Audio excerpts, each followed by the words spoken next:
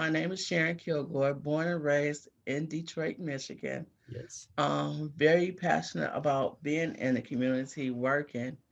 Often get the question about moving Hmm. out the community, and um, I love my community, so I don't see moving an option. Um, Yes. I've been doing this work now since 2006, Okay. and it first came about in 2006. I went through a lot. It felt like my husband had gotten incarcerated for 2 years for concealed weapon. Okay. I had lost a job that I loved, Hmm. not any fault of my own. And then I still had my two daughters that I was raising. Okay. I wanted to make sure that my goal in life for them was always to be self sufficient and making sure that they get the things that they needed. So I Hmm. started seeking support. And I reached out to Big Brother, Big Sister. When I did that, I came across my oldest daughter ended up with a big sister named Shalonda Buckman Okay. from Detroit Parent Network. All right. And that's kind of like where it started. I found my voice at Detroit Parent Network through going through trainings and things that they had. And then I Mhm. became a parent advocate, teaching parents how to advocate for themselves and their kids. Then I became a board member after running for the board and was Mhm. selected. Um, so I'm still an active volunteer with Detroit Parent Network. Very passionate about it. Just want people to get what I received. It has helped my family tremendously. So from then on, I just started being real active with volunteering in the community, connecting with people. Um, Actually ended up taking a fast forward in 2015, I lost Okay. my mom. Ooh. So that was real hurtful for me. I bet. It's still kind of hurtful. I didn't know how amazing she was until when I was at her funeral. And these people were saying all this great stuff about her, like how much she had done.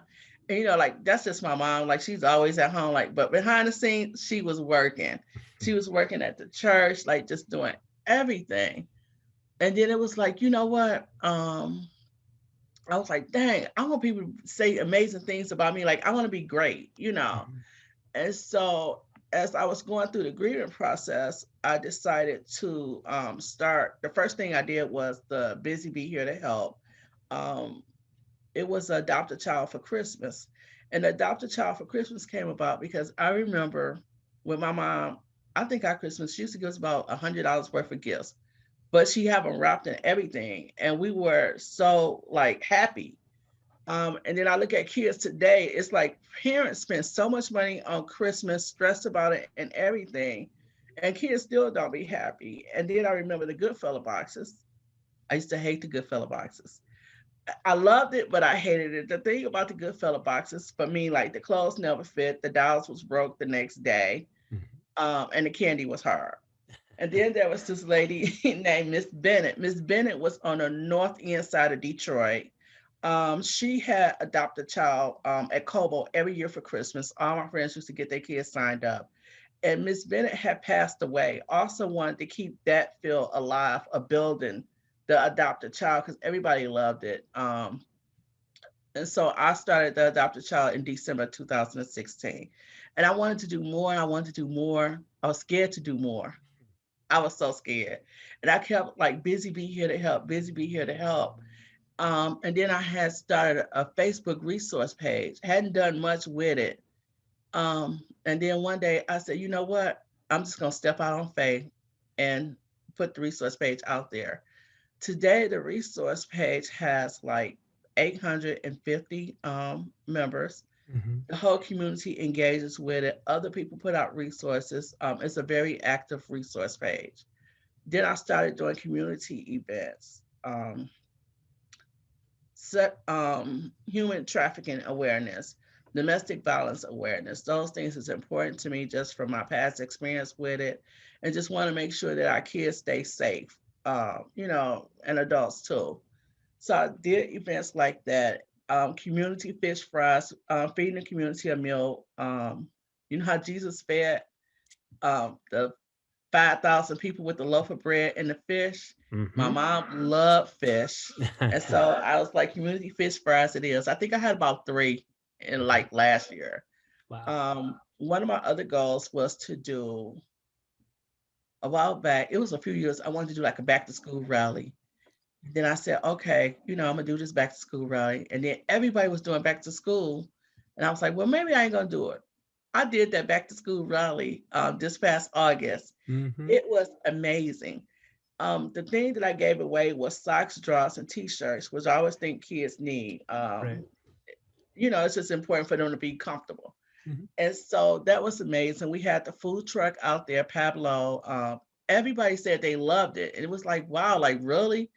And you be thinking, didn't know where the money and stuff was gonna come from either. Right. My daughter who has her own business, B Last, she helped fund it. Um, and then I had received some other money to help fund it, and so it got done. Put in some money Nice. myself. If you ever think that you're gonna do this work and like you're gonna make a lot of money off of it, you're not. Most times you will end up using some of your own funds just to get what you need done. But the reward is when people is happy Mm-hmm. and people getting what they need and people enjoying themselves. That was a fun day at the park. We had like the DJ out, we had the food truck, we had the bouncy. We was also doing pledge to vote, and that was engaging people about voting and things like that. We had Hope Star here talking about early literacy. So those things is important to me. And just making sure that people get the information over the pandemic. I also did like the cleaning supplies, dropped them off to senior citizens to make sure they didn't have to leave the house. Mm-hmm. And I believe in getting people things that I like. So if it's Clorox bleach, gain this laundry detergent, Dawn just like quality stuff that's gonna really help them clean and feel good. I see a lot of people like, oh, we're gonna give out cleaning supplies. And then you get like all dollar store cleaning supplies. Well, you wouldn't really use those cleaning supplies. You know what I mean? I Yeah. want to get people things that I would want and treat them how I would want to be treated. Mm-hmm. And so I try to go the extra mile with that. It's ended up had been doing that on my own for a minute. Then I ended up getting some funds from like United Way. They helped out tremendously with it to keep it going. Also did the drop off food at the on the porches for the seniors, Mm-hmm. and that came about. Somebody had gotten some money. They wanted to stay in the background, and they wanted to get the food out to the people. And so once I started it, I just kept it going, doing door drop offs, and then I started doing food distributions at my mom's church, Mm. Jordan Nice. Missionary Baptist Church, to help support the church too and that neighborhood. When I started Busy Bee, my target was like 3 zip codes. 48206 was like Dexter and Dre Road. That's where we lived for about 30 years. And then it was 48215. That's where my mom went to church at for about 30 years. 48213 was my own zip code where I done lived there for over 20 years. Mm-hmm. 48224 was where my daughter went to Demi High School. People say neighborhood schools don't work. That neighborhood school worked for my daughter. Yeah. Um, Yeah. she ended up doing some amazing stuff. They let her be who she wanted to be. We tried the suburban schools, and then it didn't work for her. So finally, we brought her back, and she went to the neighborhood school, and it worked. She did all kind of amazing things. The most amazing thing that she did was the True Life Saving Detroit, where she cleaned up the neighborhood. True Life came in for like 10 months, recorded her, felt like 24/7. Wow. And then she was part of a show they did called Saving Detroit. She was, I call her my Angela Davis. She's the strongest community active young person that I admire and know. So for that, it's always to give back because she ended up, going to Michigan State, graduating, doing some law school, hoping to complete it. So I always want to give back to where I felt like rewards was given to me and my family. So that's how Mm. that came about. Love it. And I am still just managing Busy Bee. I still work a daytime job, nonprofit that I love also.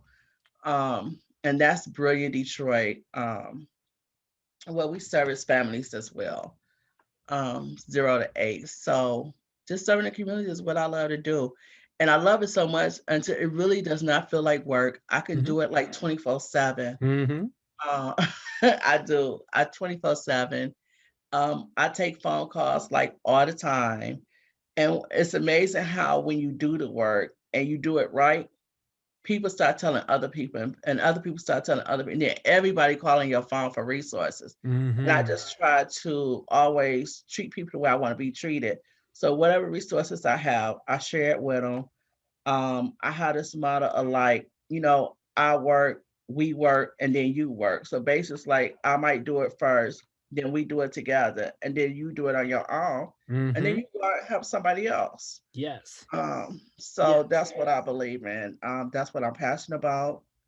Right now, my goal for Busy Bee is to increase serving the community in whatever capacity that I could serve. Lady, it's been like transporting senior citizens to run errands and things like that. Still engaging with the age group of the 8 to 25 because we don't want them to be left behind either. I Right. want to make sure that whatever kids decide that they want to do as far as goals and whether they go to college or pick up a skill, letting them know that they can do it and give them the resources to do it. So I've been Mhm. really active with that because that's one of the things that helped with my kids, going to college and stuff, engaging in a program called Project Graduation.